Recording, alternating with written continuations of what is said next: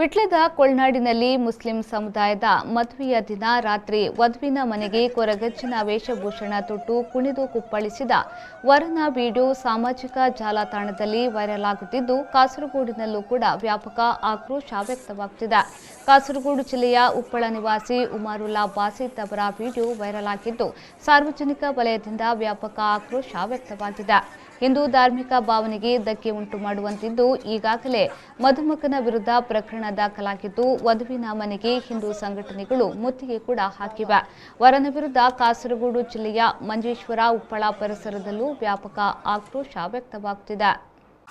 സാലത്തൂരിലേക്ക് കൂട്ടുകാരും കൂട്ടി കല്യാണത്തിൻ്റെ രാത്രിൻ്റെ പരിപാടിക്ക് പോയ ഒരു വ്യക്തി അന്യസമുദായത്തിൻ്റെ ഒരു കൊരഗജ്ജൻ്റെ വേഷം കെട്ടി അവിടെ നടത്തിയ ഒരു ക്രൂരത അത് മുസ്ലിം സമുദായത്തിന് ഭയങ്കര ഏറ്റവും ഖേദകരമായ വിഷയമാണ്. അതുമല്ലാതെ ഒരു അന്യ സമുദായക്കാരെ ഇൻസൾട്ട് ചെയ്തതാണ്. ഇതിന് ഞങ്ങൾ ബോർഡറിൻ്റെ അതിർത്തിയിൽ നിന്ന് ഞങ്ങൾ ഇതിനെ വിരോധിക്കുന്നു.